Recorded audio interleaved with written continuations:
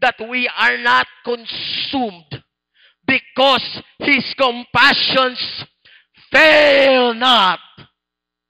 They are new every morning. Great is thy faithfulness. Pagpadulong namo diri, naagian namo ang kalsada sa may tagom. Naghamog. Nagnaog ang hamog. Naman na, di ba? Mahitabo man po na diri. Paghamog. Naku may nag-drive, Pastor Joseph. Paghamog, ha? Gitagaan ko minsay sa Ginoo. Nak, inana ang akong grasya kanimo.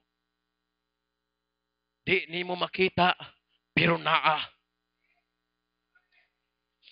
Kabalo ba mo sa purpose sa hamog? Nga bisan pag dili mo ulan, ang mga tanom di mga matay. Kabalo ba ka, kung di lang sa kaayo sa Ginoo kitang tanan, wala na. Pero kada buntag, sama sa... hallelujah. Sama sa bulak, ginaduaw ta sa Ginoo. Anak, mauning adlaw sa pagpanalangin. Anak, panalangin para kanimo. Mao nang pagmata nimo, fresh na pud ka. Why? Because God is great in His faithfulness.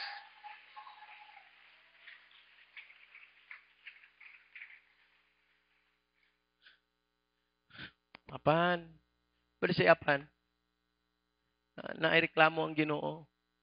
Basahon lang nako. Ay mo kasuko sa ako, igor ako mubasa. Wala pa na ako inawala sa among church, diha na ako nanahimo. Kipangayo na ako ni sa Ginoo. Ingon sa Bible, pinadayag 3:1-3. Para man ni sa simbahan, pero para ni sa imo, kay ikaw ang templo sa Ginoo. Mao ni ingon niya. Ug sulatan mo ang manunodla sa iglesia sa Sardis, ang may 7 ka espiritu sa Dios ug may 7 ka mga bituon nagaingon ni ining mga butanga na ilako ika ang imong mga binuhatan nga ikaw may ngalan nga imong gikinabuhi ug patay ka.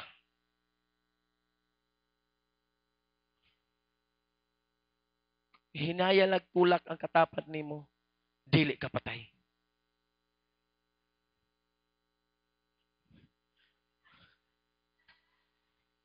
Magmatinukaw ka mo ka ug ligunon mo ang imuhang butang nga nang bilin nga duol na mamatay. Ligunay mo kaugalingon kay ako walay nakita nga bisan usa sa imong mga binuhat nga hingpit tubangan sa Dios.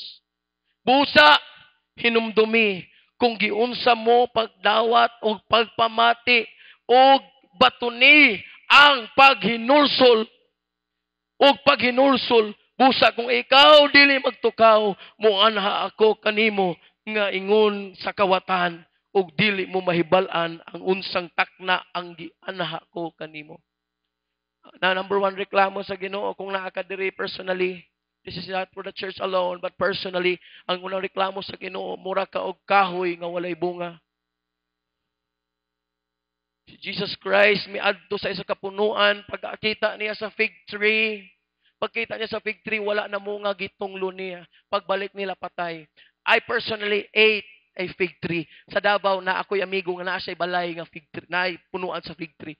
Kada adlaw siya nagapamunga. Kada adlaw sila nagakaon.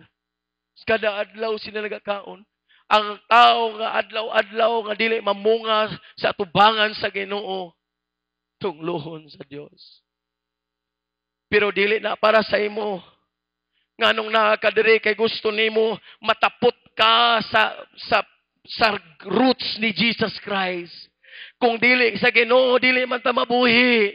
Mao na nata diri, Lord, dili man ko perpekto, pero naa ako'y Dios nga perpekto. Mao nang wa ko'y laing saligan, mo dool sa tiilan. Kabalo mo sa atong gibasa, talents nga gitagaan, usara pag yun ang talent. Wa pag yun niya gipagamit sa Ginoo, gilubong lang niya, gihimo sa Ginoo, gitanggal kaniya. Praise God. Na sa Bible, ang isa ka lugar nga gitawag Meros. Ang Meros sa kalugar nga samtang nakigira ang mga Israelites, wala sila mitabang nagpaantaw. Ingon ang Ginoo, tunglaw ha ang gitunglo sa anghel, ang meros nga naman, wala sila pagkamatinud-anon sa pagtabang.